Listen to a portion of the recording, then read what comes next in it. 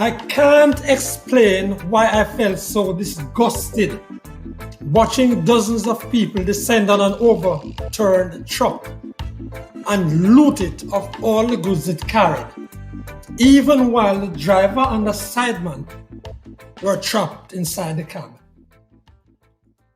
Up to Saturday evening, the driver was still in hospital with broken bones. I can't quite explain my revulsion, nor can I tell you what animals and imagery were drawn up before my mind from seeing this mass display of depravity. Good day. This is the 68th episode of the Franklin Speaking Jamaica podcast. Please like, share, and subscribe. We welcome and respond to your comments on the channel. Winnie Anderson Brown corrects a big general mistake, but Desmond Richards leads off this week. Well, we are now locked into a very important debate. The country is engaged in a very important debate now, and I am talking about the constitutional reform debate. Now, the existing constitution, one of the shortcomings about that constitution, that the Jamaican people were not given an opportunity to participate in the drafting or writing of that constitution. As a matter of fact, the existing constitution is not a Jamaican constitution. And therefore, this debate taking place now must be centered on how to Jamaicanize the constitution, how to make it our document. And therefore, this committee, the Constitutional Reform Committee, must ensure wide public participation. They must go down and meet the people, take the debate to the people so that they can have the input, the participation of the people, so that this constitution will be a Jamaican constitution. Now, we cannot sever links with the monarchy and maintain the Privy Council. So the Privy Council will have to go. And we already have in place the Caribbean Courts of Justice, which can be our final court. I know that the government, the incumbent government, is not in favor of the Caribbean Courts of Justice. But Jamaica cannot, at the moment, set up its own court. So therefore, we will have to make a decision about that. And also, that is something that must be upfront. It must go upfront and be discussed with the people. The other thing is that the people must be educated about the Constitution and what is a referendum. We just cannot go to the people asking them to vote on something that they are not aware of. So what is needed now is full public disclosure. The committee must ensure the full participation of the Jamaican people. That's Desmond Richards, journalist and founder of Rebel Radio Jamaica. And now, frankly speaking, my commentary. I am continuing to talk about the reality of this Jamaica of contrasts and why we keep descending so much. Frankly speaking, the orgy of looting I saw Thursday morning, April 20, at the Draxhall roundabout, St. Anne, included even women, some with children on their sides, big men going by in their cars, passengers in taxis and buses. They came out grabbing and stealing a few bottles of water, cases of juice, cans of this and that, disinfectants, and so on, as they shoved aside each other, coarsely expressing satisfaction in getting at the goods. In fact, only about 300 yards from where the truck crashed and overturned, wheels up, was a small ceremony on preserving parts of Jamaican history at the Draxall or Mammy Bay water wheel. Now, bring it together. Tourism Minister Edmund Bartlett was one of those addressing the small gathering. One of the ringing statements Mr. Bartlett made was that the Jamaican people are the country's best attraction. You had to strain belief in the context of the looting half an hour earlier.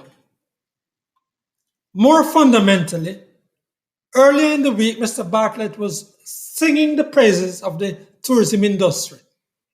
As I have said at least 3 times in the last 3 months or so on these podcasts, Mr. Bartlett himself deserves to take credit for what has happened with the tourism industry. First, the cocooning during COVID. The industry is flowering since then, and the fruits that are now ripe and being reaped in record numbers. Frankly speaking, tourism has done spectacularly well in the last 2 years of revival.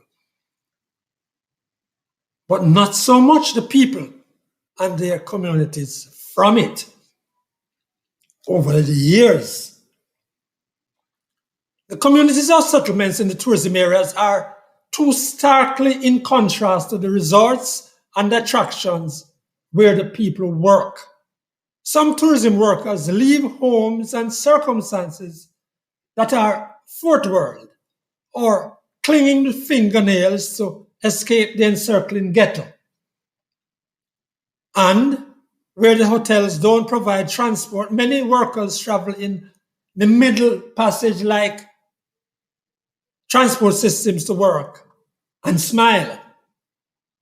In enclaves of first world opulence that could fit into almost any world-class resort, that's where they work. It's too common, the contrast, frankly speaking. Montego Bay is called the tourism mecca, yet look at how it's hemmed in by spreading squatter settlements, in some of which are characterized by social and economic privation. They say there are some 30 squatter or informal settlements in and around Montego Bay. And the birth of them is the tourism industry. That was pulling workers to serve tables and beds filled by people with hard dollars from our neighbors up north. Where's the money gone? Nor has St. Anne escaped the carbuncle. People who knew Ocho Rios 30 or 40 years ago will tell you that the widespread squatting in surrounding communities like Parrytown, Falklands, and even Pineapple in the heart of Ocho Rios, those have overtaken quiet, peaceful communities of hard-working people and order. Even the grill of more recent vintage has on its face scars tucked away from the well-ordered properties on the Norman Manley Boulevard into which the workers come every day. Frankly speaking, the tourism dollar has not spread to the communities from which the people come. Those people who help hotels and attractions earn the billions they do, and the Jamaican state, as Mr. Bartlett has said, to earn so much too. Nor do the workers get much of it either, for if they did, the communities would have more than the occasional 4 or even 6 bedroom houses in surrounding squalor and unplanned, underutilized communities. So yes, as promised, I have returned to the question that I put out there last week in looking at the desperate journeys some Jamaicans are making to run away from the rock. I asked then, is there anything happening now that will make Jamaica in 5, 10 years or more an attractive, desirable place to live? Remember, tourism is our lead industry. Of course, I will continue to provide the answers in the next podcast. And now, to Winnie Anderson Brown. The only way to avoid errors is to say nothing, do nothing, and be nothing. So I want us to get that I am not concerned about the fact that a mistake was made. It's just to correct it. So here we go. The words on the inside cover of the exercise books marked seek. It may not be, yours may not have the hummingbird on the cover. It may have something else, although you see a picture of the one with the hummingbird on the cover. Just look on the inside cover of your exercise book and correct what is there for the plural of Governor General. The plural of Governor General is Governors General. So what I want you to do, cross out what is there. No shortcuts now. Just cross out what is there and write the words Governors General. Thank you. Teachers, please help all your students to do that. Neighbors, friends, parents, make sure that our children learn that the plural of Governor General is Governors General. Thank you very much. Children learn not only what teachers teach, they learn the things that they see. So let us all help to make sure that our students learn the English language. Thank you so much. That's Winnie Anderson Brown, educator and health facilitator. That's it for the 68th episode of the Frankly Speaking Jamaica podcast. Please subscribe, like, and share. On behalf of Desmond Richards and Winnie Anderson Brown, I am Franklin McKnight. Until then.